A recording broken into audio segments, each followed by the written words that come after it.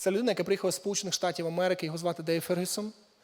Це президент організації, чи руху, чи конференції Exponential, і також ще одної організації, тут не написано воно, New Sin.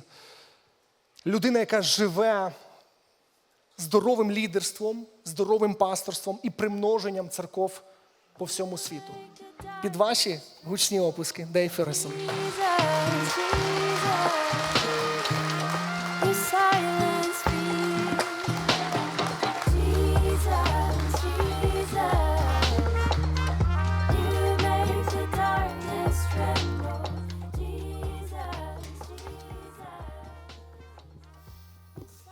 Привіт.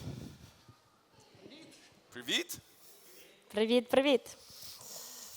It's an honor to be here. Це велика честь бути тут з вами. And it's a privilege to be friends with Yaroslav, with Slavik. Це привілей бути друзями з Ярославом і Славіком. And get to see up close some of the results of his tremendous leadership.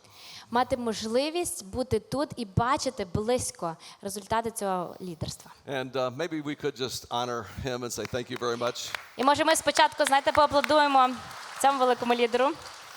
I recently had him speak at our Exponential conference. Нещодавно я запросив і чув, як він говорив на великій конференції Exponential. And there were more than 5,000 church leaders there. І там були присутні більше, ніж 5,000 лідерів церков. And thousands of others that were also online watching. І тисячі інших людей, які приєдналися онлайн, аби дивитися. And so when he comes, he also represents you. Тоді, коли він приходить і говорить, друзі, він також представляє вас. And so when I thank him, I'm also thanking you for your courage and your inspiration to the rest of the world. So thank you very much. Тому зараз, коли я кажу йому дякую і висловлюю йому вдячність, я висловлюю вдячність вам за вашу сміливість, хоробрість і за ваше натхнення для всього світу. And I do want you to know too, as best I can as an American, we do stand in solidarity with you. І я мушу вам сказати, що від імені свого народу, також як американець, ми стоїмо з вами в солідарності. So thank you. Дякую вам. I want to start with this idea. Я хочу розпочати з такої ідеї. Sometimes we miss the obvious. Інколи ми пропускаємо очевидне. Sometimes I miss the obvious. Інколи я сам пропускаю очевидне. My wife and I went over to our friend's house for dinner one evening. Якось одного вечора я з дружиною пішов до наших друзів на вечерю. And we were getting ready to sit down at the table for the food. І ми вже бачимо цей стіл, накритий, їжа готова. Ми якраз от сідаємо за нього. When I noticed on the wall this beautiful painting in my friend's house. Як раптом я помічаю тут на стіні таку гарну картину. Це ж, власне, в домі в моїх друзів. It really grabbed my attention.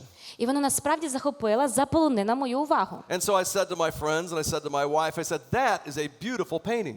І тоді я кажу і своїй дружині, і, власне, звертаюся до своїх друзів і кажу, це така гарна картина. And they started laughing at me. А вони чомусь починають сміятися з мене. My friends started laughing. Мої друзі My сміються з wife мене. started laughing. Моя дружина сміється з мене. I had no idea why they were laughing at me. І я не розумію, що відбувається. Чому вони сміються, власне? All I said was, it's a beautiful painting. Все, що я сказав, я просто сказав, це прекрасний витвір мистецтва. And then my wife turns to me and she says, І тоді моя дружина обертається до мене і каже, you know, we gave them that painting. і я думаю, ти в курсі, що ми ж подарували їм цю картину. And then she added, and you also know we have the exact same painting in our house. А потім вона просто легенько додає, ну і ти в курсі, що в нас така самісінька картина вдома, правильно? Sometimes you miss the obvious. Інколи, словом, ми здатні пропустити очевидне. And I think for a lot of us who long to see the church become a movement, maybe we've missed the obvious. І ви знаєте, я власне переконана, що для багатьох з нас, хто бажає бачити цей рух заснування церков, інколи саме багато з нас пропускають очевидне. We read passages like Acts 1:8 that says, let's go from Jerusalem, Judea, Samaria to the ends of the earth. Ми читаємо Дії 1:8, і там написано, йдемо куди? В Єрусалим, Самарію і до кінців землі. And we see that's Jesus' vision for his church, how we're going to accomplish the mission. І там написано, ми розуміємо, це велике бачення Ісуса, як саме досягнути цієї місії. And then we look at what we're doing. А потім ми дивимося на те, що ми робимо, And we see something far different. і воно чомусь виглядає зовсім протилежно. We don't see інакше. a movement, a multiplication. Ми чомусь не бачимо справді цього руху примноження. I want to suggest that perhaps what's going on is that maybe we've missed the obvious. І знаєте, що я пропускаю? Що, можливо, що саме відбувається, от, власне, в цьому моменті, це те, що ми пропускаємо очевидне. And dare I say, maybe you have missed the obvious. І, можливо, ви розумієте, я сказав, що ви пропускаєте очевидне. Because I know sometimes I miss the obvious. Але я маю визнати, ні, все-таки, власне, інколи я сам пропускаю очевидне. I was listening to my friend Patrick teach in a conference very much like this. Ви знаєте, була от, власне, така конференція, такого ж розміру, як і тут, і я чув, як мій друг Патрік говорив свою промову. And I've heard Patrick talk lots of times. І ви знаєте, я вже чув свого друга багато разів. So I was sitting over here going like, I've probably heard this all before. І я такий сижу собі тут попереду, і я розумію, я вже це чув неодноразово. And he was explaining what he called the Jesus mission. А він, власне, пояснював той концепт, який він називає «Місія Ісуса». And first of all, he actually drew a circle. І, по-перше, на початку він намалював таке коло, And then he labeled the circle the Great Commission. і потім він в колі посередині написав «Велике доручення». We need to go. І він сказав, нам потрібно йти. And I said, I was thinking to myself, yes, I already knew that. І я такий, ясно, ми всі знаємо, ми всі це робимо. But then he added a second circle. Але потім він додав друге коло. He said, if we want to really understand Jesus' mission, we don't just have to go with the Great Commission, but we also have to love like the Great Commandment. Але він тоді сказав, якщо ми правильно розуміємо нашу місію, ми маємо не тільки йти з великим дорученням, а ми маємо також йти із великою, найбільшою заповіддю. It's not just Matthew 28, the Great Commission, but also Matthew 22, the Great Commandment. Це не тільки Матвія 28, велике доручення, це також Матвія 22, основна заповідь. And as he was talking, I'm going like, okay, I already knew that too. І коли він це говорить, роз'яснює, я такий, так, та ми всі це розуміємо. And maybe you're thinking the same thing right now. І може зараз от ви, власне, слухаєте мене і думаєте те ж саме. Well, then he added a third circle. Але потім він, власне, додає третє коло. And he said, this is what I think is missing. А ось тут він каже, я, власне, думаю, що саме цього нам і бракує. We need to add to the Great Commission and the Great Commandment the Great Collaboration. Нам треба до великого доручення та до великої заповіді додати велику співпрацю. The Great Collaboration of John 17. Це велика співпраця, яка описана в Івана 17 розділі. Because if you go back and look at John 17, it's a very missional text. Тому що якщо ви повернете зараз і відкриєте, власне, цей текст Івана 17 розділ, ви зрозумієте, що це уривок, який глибоко сповнений місією. Where he prays, Lord, make them one so that the world can be one. Тому що Ісус каже, я зробив вас одним, єдиним, щоб світ бачив вас як одне. And then he labeled the whole thing. He said, this is the Jesus mission. І тоді, коли він, власне, ці всі три кола об'єднав, і от бачите, оце там, де вони всі перетинаються, він сказав, ось вона, власне, місія Ісуса. And he said, maybe what we have been missing is obvious. А тоді він сказав наступне. Можливо, те, що ми, It's власне, the great- пропускаємо, це очевидне. It's the great collaboration Це велика співпраця. that we need to go, love, but do it together. Що ми маємо йти, любити, але робити це разом. Have we missed the obvious? Чи ми, власне, пропустили очевидне? This has been a part of my story. Ви знаєте, це і було частиною моєї історії. When I was 25 years old, myself and some friends from college, we planted a church in Chicago in the United States. Коли мені було 25 років, разом зі своїми друзями з університету ми заснували церкву біля Чикаго. And like many of you, we wanted to be a reproducing, multiplying church. І там в Америці, так як багато тут з вас, ми мріяли бачити церкву, яка репродуктує, відтворює нові церкви. The first church we planted was in a city called Denver. Перша церква, яку ми заснували, була в місті Денвер. It was about 1,000 miles away from Chicago. Це насправді було за 1000 миль від Чикаго. But we challenged people to move there, Але ми кинули виклик людям переїхати туди. and we had about 35 folks that sold their homes, quit their jobs, and moved from Chicago to Denver to start that church. І уявіть собі, в нас було біля 35 людей, які насправді швидко продали все, що вони мали, свої будинки, свою власність, звільнилися з роботи і переїхали туди, аби бути засновниками церкви. And that went so well that the next year we started one in Southern California. І воно так класно спрацювало, що невдовзі ми заснували іншу церкву в Південній Каліфорнії. We had about a dozen people move there. У нас було біля 20 людей, які переїхали туди. And the next year, 15 people moved to Detroit to plant a church. Наступного року 15 людей переїхали в Детройт, аби заснувати нову церкву. The year after that, 15 more to New York City, and the year after that to Boston. А потім ми ще 15 відправили в Нью-Йорк, а потім ще групу людей в Бостон. And even though we were planting churches all across the country, we just continued to be friends on mission. І хоча ми засновували і починали ці нові церкви по цілій країні, все одно ми залишалися міцними друзями, об'єднаними спільною місією. That was the phrase we would use. We're just friends on mission, and we would share everything. І це, я люблю, власне, цю фразу. Ми друзі в місії, адже ми ділили все разом. But eventually we got to about 10 church plants. Але врешті-решт ми виросли до розуміння того, що у нас є нових 10 церков, які щойно утворилися. And we'd all gathered back in Chicago. Тоді ми разом зібралися в Чикаго. And I was having a hard time connecting with each of the church planters one-on-one. І чесно, мені насправді важко вдавалося мати цей зв'язок і достатньо уваги приділяти кожному засновнику церкви окремо. There was too many of them, and I'm still trying to run a church. Їх було забагато вже, а мені ще далі, треба було далі працювати зі своєю церквою, яку я вів. So I told one of the guys named Dave, I said, Dave, why don't you take these 5 leaders and you form what I called a network. І тоді я сказав, а що якби ми зробили так?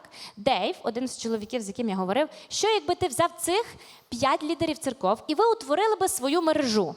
And then this guy over here named Greg, I said, Greg, why don't you take these other 5 and you form a second network? А що якщо би цей хлопець, Грег, взяв ще цю 5 лідерів і утворили ще одну мережу? And so I began to meet with Dave and Greg and those 2 network leaders of 5 churches. І тоді я почав мати зустрічі з цими двома, з Дейвом і Грегом, цими двома лідерами мереж церков. And we made a shift. І ми зробили такий перехід, сув. And I hope you'll think about this. І я сподіваюся, що ви зараз роздумаєте, власне, над цим. We kept planting new churches, reproducing new churches. Ми далі продовжили насаджувати, відкривати нові церкви, які відтворювалися в інших церквах. But we also kept reproducing these small networks of 4 to 6 churches. Але таким чином ми також почали розвивати і утворювати нові мережі церков, які містили в собі по 2-4 церкви. And we started noticing that we multiplied more churches. І ми помітили, що насправді тенденція змінилася. Ми почали примножуватися, і більше церкв почало відкриватися, більше церков. Over the next few years, we went from 10 churches to 36 churches to 64 churches to 127 churches. Уявіть собі, через декілька років в нас почало змінюватися церкви від 10 до 36, до 64 і до 127. I knew it had something to do with both reproducing churches and networks, but I didn't know what. І я розумів, що щось тут є спільно. Це щось означає, власне, відтворення церков і от мережа, цей концепт. Але я не зовсім розумів, що саме. Then I met a guy named Sam Stevens. А потім я зустрівся з чоловіком, якого звали Сем Стівенс. Sam was speaking at one of our exponential conferences. І Сем, власне, був спікером на одній з наших конференцій Exponential. He was the president of the India Gospel League. Він був президентом однієї великої організації. And under his leadership in India, they'd planted over 100,000 churches. І він був з Індії. І уявіть собі, під його лідерством, власне, там в Індії вони відкрили 100 тисяч церков. And I was explaining to him that now we're also reproducing networks. І я тоді йому пояснював нашу ідею, що ми взялися відтворювати і відкривати нові мережі.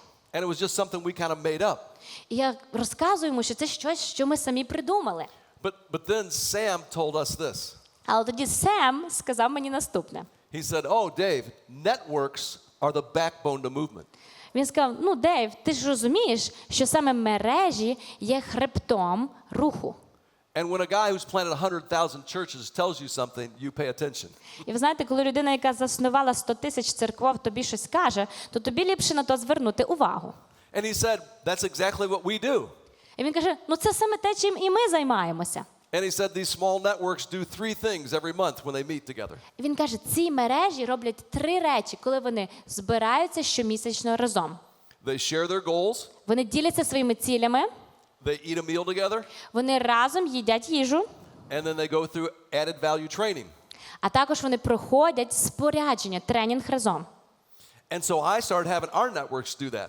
І тоді я почав робити те саме з нашими мережами. I actually made it into an English acronym, and I call it the NET in network.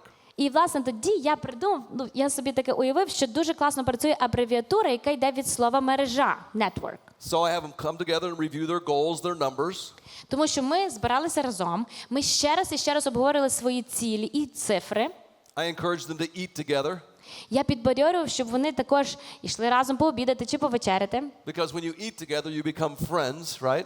Тому що коли ви ділите разом їжу і збираєтесь разом, ви стаєте ближчими друзями. And then centrally, we give them some training that they can go through together so they leave better leaders than when they came. І тоді, звичайно, що ми не залишали, ми давали їм тренінг, ми споряджали їх, аби вони поїхали звідти кращими лідерами, ніж вони приїхали на зустріч.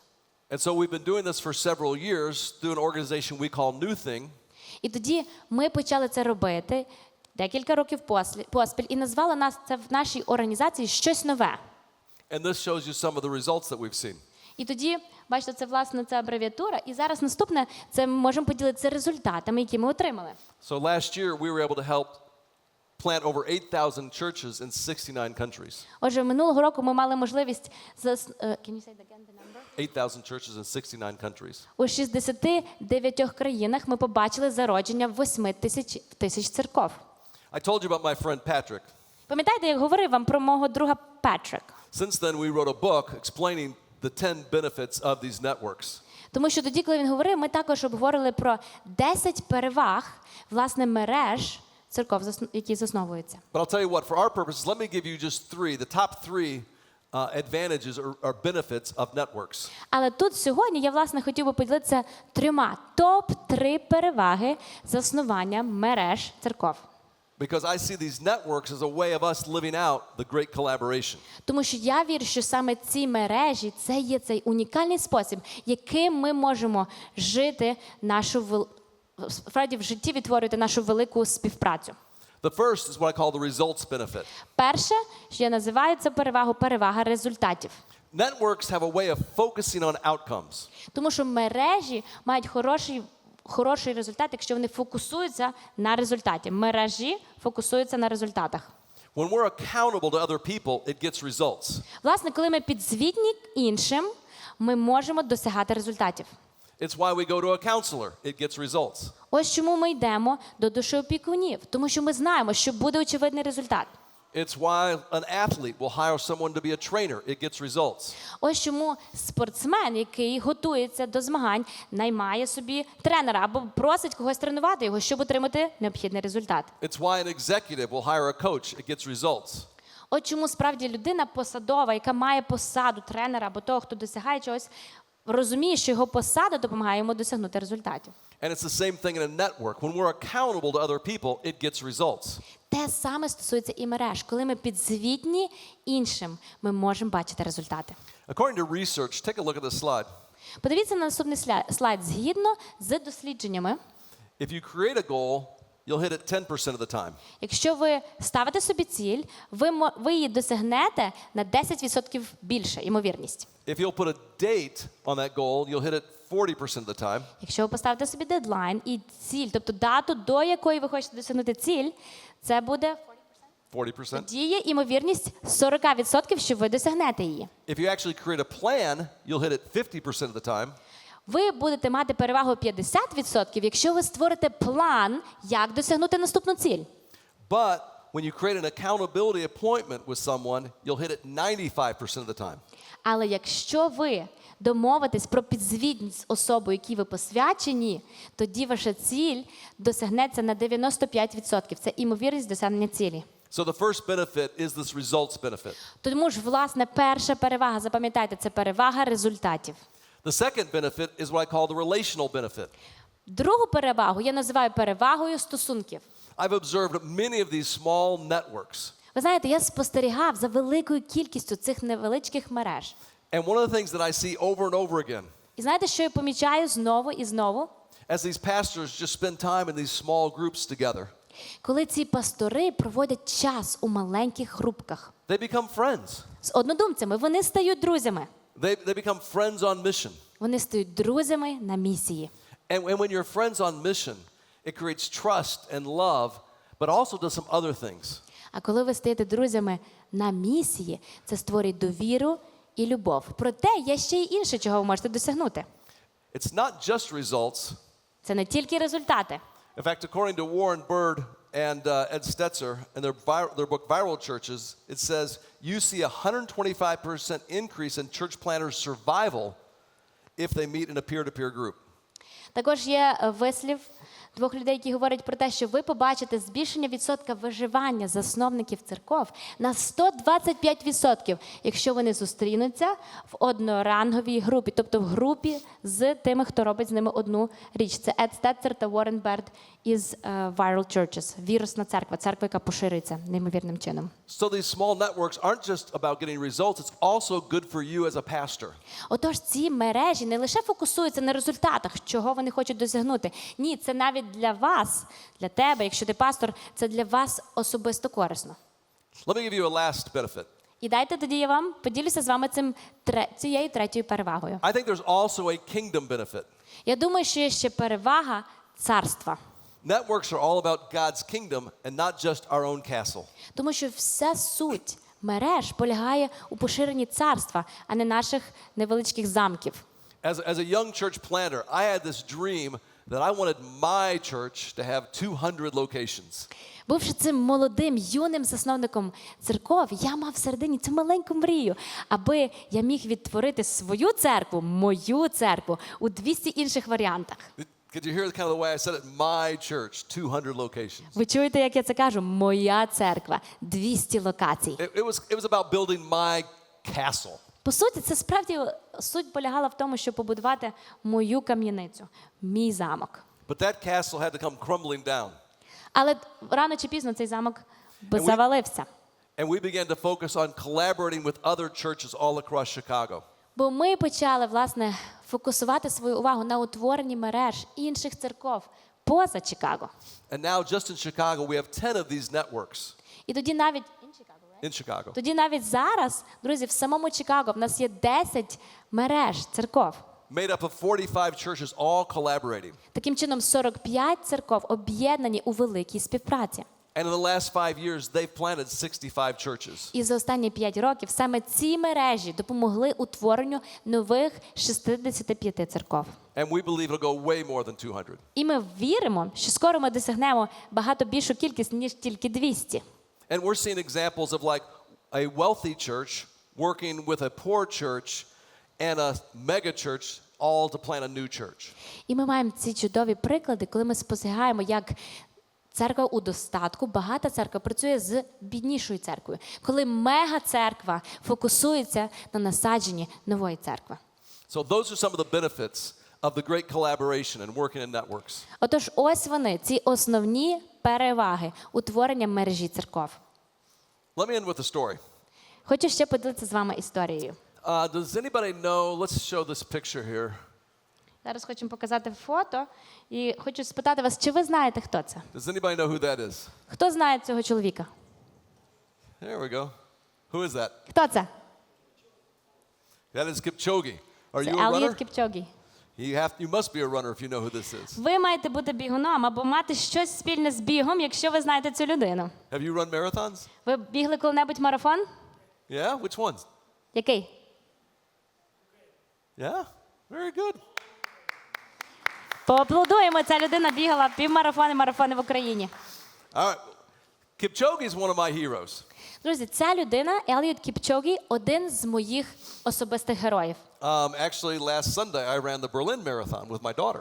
Ви знаєте, якщо чесно поділюся з вами, минулої неділі я особисто біг марафон в Берліні зі своєю дочкою. But it took me about 3 times as long as it does Kipchoge. Але я вам скажу так, знаєте, скільки мені часу довелося його бігти? Втричі більше, ніж Еліот Кіпчогі. Kipchoge is probably the greatest distance runner in history. Ви знаєте, я переконаний, що Кіпчогі найбільш славетніший бігун і, власне, спортсмен у сфері бігу у всій історії. And one of the things that makes Kipchoge so great, Знаєте, що робить його насправді таким величним атлетом? he's won the London Marathon 4 times. Він переміг лондонський марафон, пробіг його найкраще, фінішував першим 4 рази. He's won the Berlin Marathon 3 times. Берлінський марафон пробіг найкраще 3 рази. He's won the Chicago Marathon. Він виграв марафон в Чикаго. He's won the Tokyo Marathon. Він виграв марафон в Токіо. He's won the gold medal in the Olympics 2 times. Він виграв золоту медаль на Олімпійських іграх двічі. But the fastest he's ever run the marathon is 2 hours, 1 minute, and 39 seconds. Але його найкращий результат, який він коли-небудь біг в марафоні, це 2 години, хвилина і 39 секунд. 2 години, хвилина, 39 секунд. And everybody thought that the marathon could not be run under 2 hours. Тому кожен був щиро переконаний, що ніхто не може пробігти марафон менше, ніж за 2 години. That if Kipchoge couldn't do it, it was impossible. Ну, якщо Кіпчогі не здатний з цим впоратись, тоді це абсолютно неможливо. That must be true that the physical body is not capable of running 26.2 miles or 42 kilometers in less than 2 hours. Тоді, значить, щось у цьому є. Фізично тіло не здатне пробігти 42 кілометри менш, ніж за 2 години. But then somebody had the idea. Але тоді у когось, власне, з'явилася ця ідея. What if we brought together the greatest runners in all the world? А що як би ми зібрали найвеличнішу команду найсильніших бігунів, атлетів з усього світу? And instead of having them compete against one another, what if we had them cheer on each other? І що якби замість того, аби поставити їх в одну команду, яка буде бігти і змагатися одне з одним, ми б попросили їх бігти забіг разом, підбадьорюючи одне одного. Here's why I love this photo. Ось чому я, власне, так люблю це фото. You see Kipchoge in the foreground. Ви бачите, Кіпчогі, він біжить першим. You know who's in the background? Знаєте, хто позаду? Those are the greatest runners in the world.